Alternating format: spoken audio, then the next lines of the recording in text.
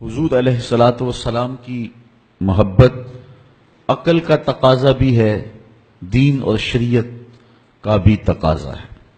حضور کا جو فرمان نور آپ کے سامنے رکھا، اس میں حضور علیہ السلام نے ارشاد فرمایا، لا یؤمن احدکم حتی اکون احب الیہ، تم میں سے کوئی شخص اتنی دیر تک کامل مومن نہیں ہو سکتا جب تک میں اس کو محبوب نہ ہو جاؤں، من والدہ و والدہ والناس اجمعین، اس کے والد سے، ماں باپ سے، اس کی اولاد سے، یہاں تک کہ کائنات کے ہر شخص سے زیادہ جب تک میں محبوب نہ ہو جاؤں، ایمان کی تکمیل نہیں ہو سکتی۔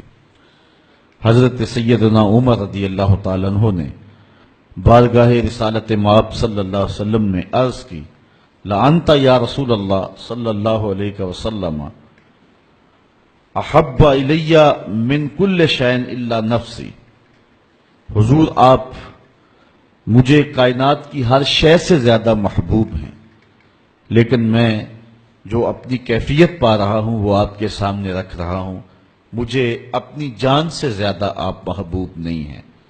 تو حضور نے ارشاد فرمایا، لا والذی نفس بیدہ حتی اکون احب الیک من نفسک، عمر مجھے قسم ہے اس ذات کی جس کے قبضے میں میری جان ہے، اتنی دیر تک تمہارا ایمان مکمل نہیں ہوگا جب تک سب سے زیادہ میں محبوب نہ ہو جاؤں۔ حضرت عمر رضی اللہ تعالیٰ عنہ نے عرض کی، الآن احب الی من نفسی، حضور اب جو ہے وہ آپ مجھے اپنی جان سے بھی زیادہ آپ محبوب دکھائی دے رہے ہیں۔ حضور نے فرمایا، الآن یا عمر، عمر اب تمہارا ایمان مکمل ہو گیا ہے۔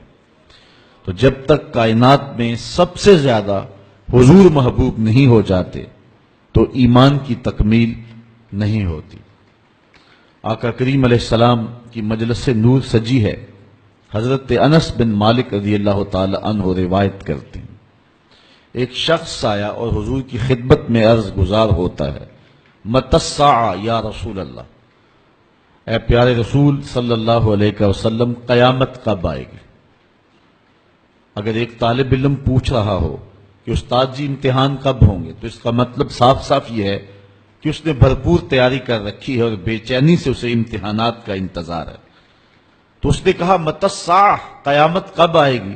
تو حضور نے اس کو جو جواب دیا، فرمایا، ما اعددت لہا، قیامت کا پوچھ رہے ہو، اس کے لیے تیاری کیا کر رکھی ہے؟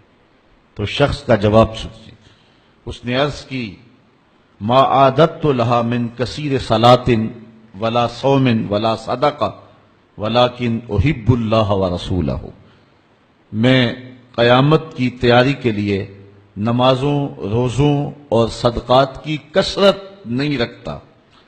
بعض ہمارے خطبہ جوش خطابت میں کہہ دیتے ہیں کہ اس نے کہا کہ یا رسول اللہ، نہ میں نمازیں پڑھی ہیں نہ میں روزے رکھے ہیں۔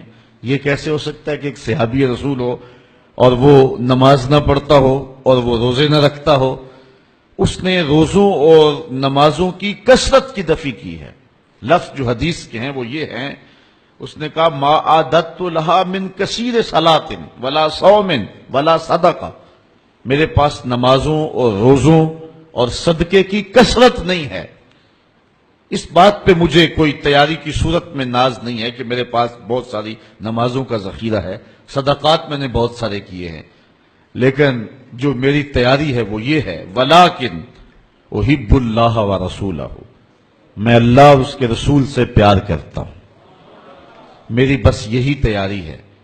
تو اس جواب پر حضور علیہ السلام نے جو ارشاد فرمایا وہ سننے کے قابل ہے۔ آقا کریم علیہ السلام نے ارشاد فرمایا، انت مع من احببت، تو جس کے ساتھ محبت کرتا ہے اسی کے ساتھ ہوگا۔